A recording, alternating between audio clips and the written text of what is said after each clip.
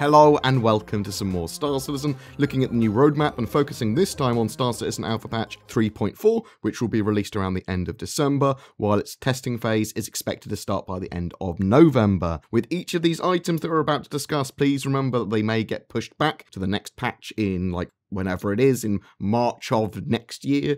With the way that CIG now operate patches for the persistent universe, they release what they have ready every quarter, although I suppose next year it could potentially change slightly the way they do things. There is also the potential for extra bits and pieces that are not listed here, and anything that did not make it into 3.3 will also be added here.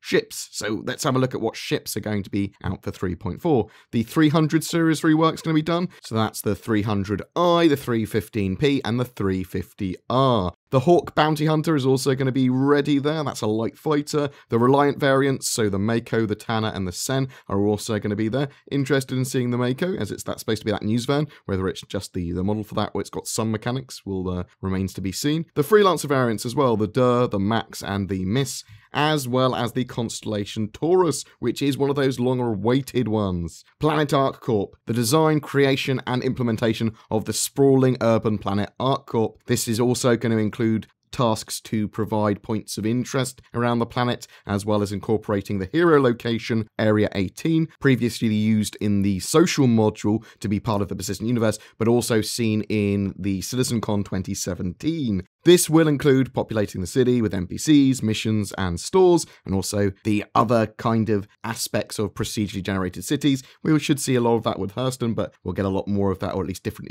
kind of city-type biomes with ArcCorp. There will also be 2 moons coming with ArcCorp as well, Lyria and Walla, and includes the construction of outposts and populating their surfaces too. AI planetary landing is also in for 3.4, at least planned. And so this is the ability for AI to land on planets and deploy reinforcements, and they can be enemy AI. I suppose they might potentially be friendly as well, and this is going to allow for a lot more gameplay, mission types, and more.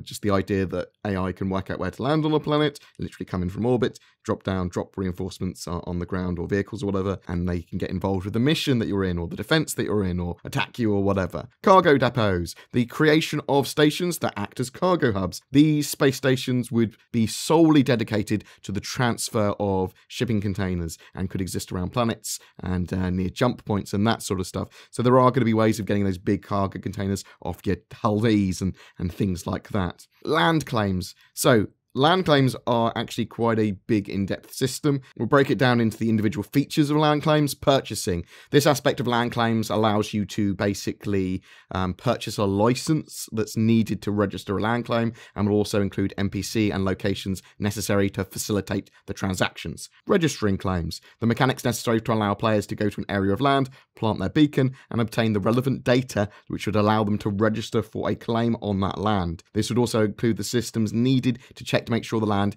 is available and not already contested or owned by someone else. Legal and trespass gameplay. These are the systems responsible for determining how players can protect their land, whether the authorities react. Some examples of this would be the ability to call the authorities or security on trespassers or claim jumpers. Mission and sharing gameplay. So this is going to be the ability to create missions with the player mission system, paying someone to patrol or mine your connected claim as well. And there should be a few things that you can do on land claims. We're just not entirely sure what they are, whether you are allowed to place buildings and that sort of stuff on there as well. The other long-awaited feature is female characters, allowing for players to select a female avatar, as well as an update to the female NPCs in various locations, and this will also include female-specific clothing and items too. They're also creating the Renegade Outlaw armor pieces with the Shipjacker armor, and that's going to consist of quite wild and more anarchic combinations of styles. Expect a hefty optimization boost and more players in servers by patch 3.4.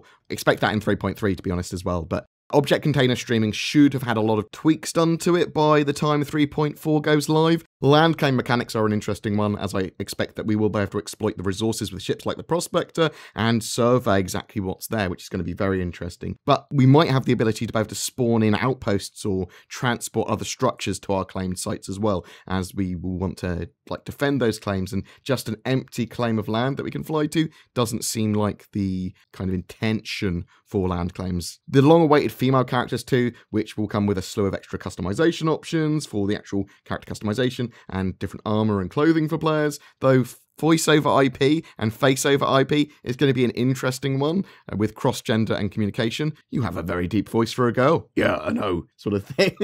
The expansion to ArcCorp will have almost 3/4 of the Stanton system ready by the end of 2018. We're kind of just missing the Crusader landing zone and the tech behind Crusader as well, I suppose, because I would like to see the cool gas tech and Microtech's play area, so Microtech and its moons. There is the potential for some other ships and mechanics to be ready during the year as well. The Hull C, the Carrack, the A90 Jump, as well as more, obviously. Alien races, animals, and capital ships all have the potential to make a showing here as well. And with all of the mechanics that we have up to now, and from patch to patch, they will get more and more meat on their bones. So missions will get more content and become more diverse. AI will get smarter. The flight balance and combat will get more polish. Bugs will be annihilated, performance will increase, and mechanics will get more feature-filled. There will be more and more things to do in the verse, and everything will get more and more polished. So when you have an issue with, I can't get in with my friends very well into a server or whatever, that organization aspect should get polished.